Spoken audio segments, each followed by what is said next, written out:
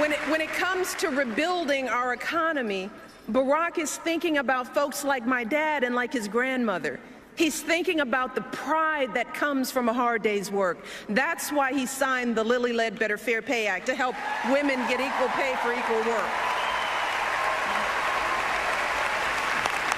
That's why he cut taxes for working families and small businesses and fought to get the auto industry back on its feet.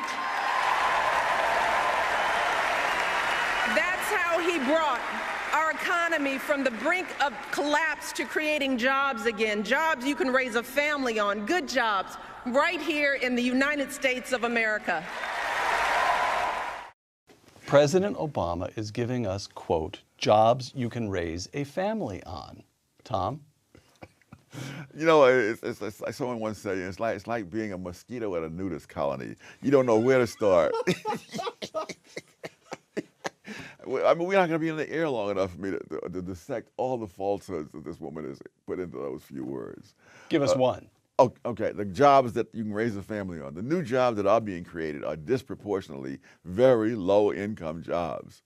So I don't know how you're going to be raising a family on minimum wage type jobs or flipping hamburgers at McDonald's. The other thing is that what is implicit in all of this is that the economy has no recuperative powers of its own, that all the benefits, all whatever recovery there have been, has been due to Barack Obama.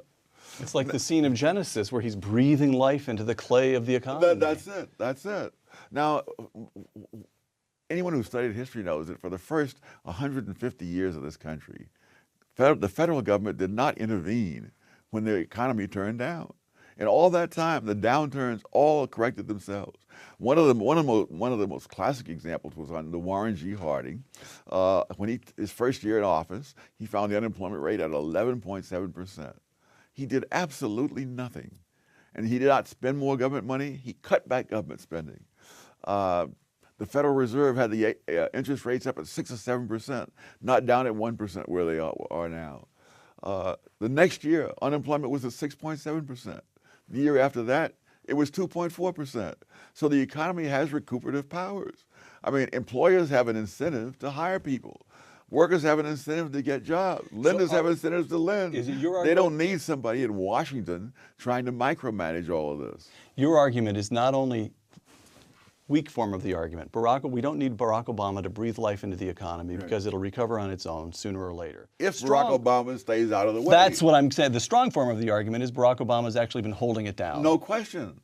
I mean, there's never been a recovery other than that of the Great Depression of the 1930s that took so long. Under Ronald Reagan, in the early years got up to 9.7% annual unemployment. He did absolutely nothing. The media went crazy. The unemployment came down, and it kept right on coming down. Right. All right. So common sense, use your head. One common sense question is, what went wrong? How did we get into this mess in the first place? And Bill Clinton, once again at the Democratic National Convention, explained the answer. Yes. In Tampa, the Republican argument against the president re-election was actually pretty simple, pretty snappy. It went something like this. We left him a total mess. He hadn't cleaned it up fast enough, so fire him and put us back in. The Republicans created the mess. This shows that Clinton is truly a masterful politician. And to be a masterful politician, you have to have a lot of brass. And it takes an incredible amount of brass for Bill Clinton, who was the biggest factor in creating the housing boom that led to the bust that brought down the whole economy. It was during the Clinton administration that the federal government forced lenders to change their lending standards, which had been in place for decades and had made real estate one of the safest investments around. Bring those standards down in order that they can get the numbers that they want for low income, minority, et cetera, mortgage applicants. Barney Frank, the ranking Democrat on the House committee that oversaw Freddie Mac and Fannie Mae said, quote, "I'm willing to roll the dice on Freddie and Fannie," meaning he'd be willing to take the chance that the standards were being brought down too low. More than that, Attorney General Janet Reed under Clinton threatened lenders with legal action from the Justice Department if their numbers, in terms of groups and income levels of people who were approved, didn't fit her preconceptions. HUD under Clinton made lawsuits against lenders, charging them with racial discrimination based solely upon statistics.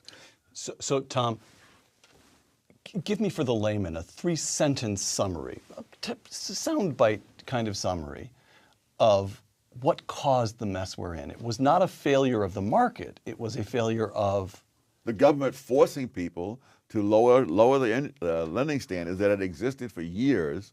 And they said, well, the problem was blamed on greed. You don't satisfy greed by lending to people who can't pay you back. All right. You insist once again that if we base this election on the facts, the Obama administration would be, quote, doomed. But listen to President Obama himself, last clip from the Democratic National Convention. If you believe that new plants and factories can dot our landscape, that new energy can power our future, that new schools can provide ladders of opportunity to this nation of dreamers, if you believe in a country where everyone gets a fair shot and everyone does their fair share and everyone plays by the same rules, then I need you to vote this November. All right, new plants and factories, new energy, new schools, and a fair shot. What's wrong with that? I wonder if the fair shot includes the taxpayers. But we've had factories before there was Barack Obama. Hard as that is to believe, and we've had less of it since he came in.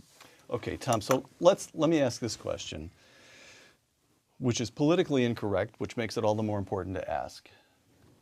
Some component of the voting public voted for him last time around as an act of national expiation because they felt, and I frankly, I could feel it myself.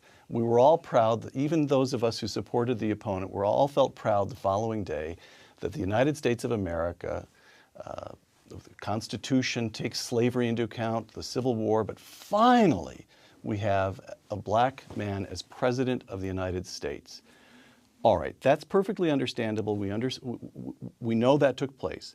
4 years later, what about the argument that it is so important for him to get this right, so important as a continuation of this national act of expiation and healing and so forth, that in some way it's only right to give him, frankly, more slack than you might. Affirmative action for president. Well, there you go. I suppose that's what it amounts to.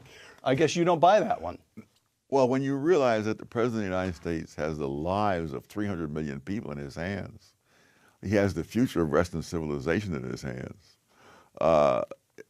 He has the freedom that has been inherited over the centuries in his hands, and he's already starting to dismantle that.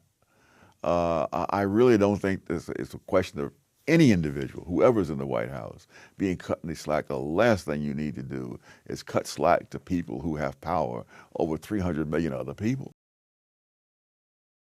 Tom Sowell this past summer, quote, "The America that has flourished for more than 2 centuries is being quietly but steadily dismantled by the Obama administration," close quote. Now you note the way the Obama administration has used executive orders to waive provisions in the No Child Left Behind Act and to repeal, your word, the legal requirement that welfare recipients must work. He's the president, Tom. Doesn't he get to make adjustments in this law or that law? Well, he didn't. The oath that he took of office was that he would faithfully execute the laws. Now, I don't think they meant execute in the same way that the mafia means it. Thomas Sowell on Obamacare, quote, "Obamacare imposes huge costs on some institutions, while the president's waivers exempt other institutions from having to pay those same costs. The law says you've got to do this, and over here we have the Secretary of Health and Human Services granting a waiver to this person or that entity, or this waiver's taking place over here." Well, it's legal. Nobody seems to have sued them for that. One of the great problems is that people do not react. I mean, when all is said and done, the Constitution of the United States is a set of words on pieces of paper. The only way that the Constitution can protect us is if we protect the Constitution. If we rise up in revolt, if we vote out of office people who violate the Constitution, then of course it will mean something.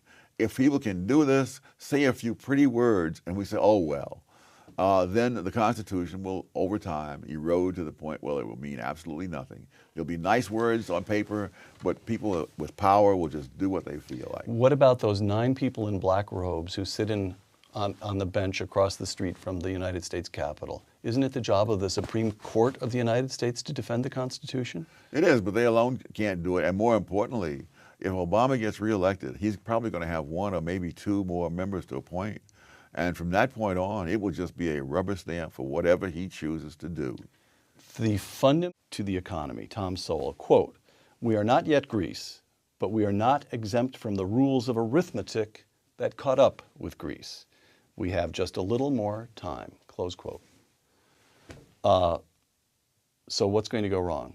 Let's assume Barack Obama, for the moment, let's assume Barack Obama wins re-election. What bad things happen?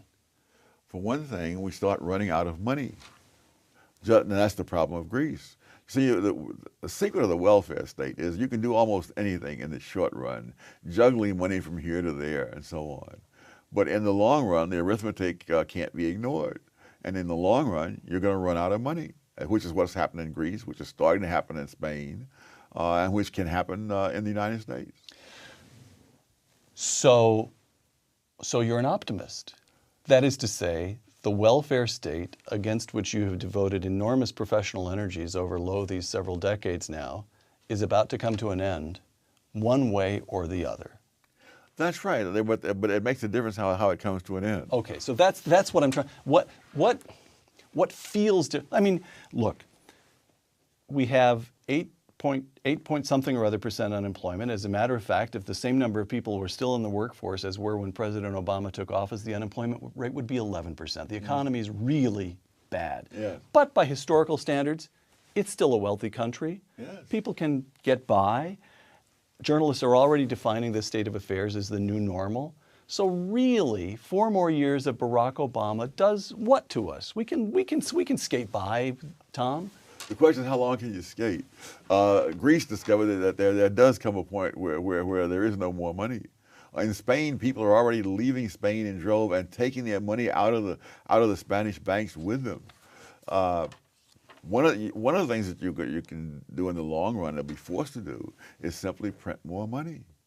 And as they print more money, that is simply a hidden form of taxation. I mean, when the Federal Reserve creates money to buy government bonds and keeps the interest rate low in order to make the price of the debt service low, what that means is that if you have your money put aside in the bank and you're getting 1% and the inflation rate is 3%, that means they're taking 2% of your savings every single year, and you know how compound interest is. Right. And even under the current conditions, a $100 bill in 1998 would not buy as much as a $20 bill would have bought in 1960. So the thievery that goes on through inflation is huge. The Republicans, I think, have the notion that because so many people are unemployed and on food stamps, that is a negative for Obama. Franklin D. Roosevelt was elected in a landslide after having an unemployment rate higher than Obama's. There was not a single month in the first term of Franklin D. Roosevelt when unemployment was not in double digits. And in a number of months, the unemployment was over 20%. And he won the biggest landslide in American history. So there's the people who think that the economy is the key, that you can't win if your unemployment is 8%, forget it.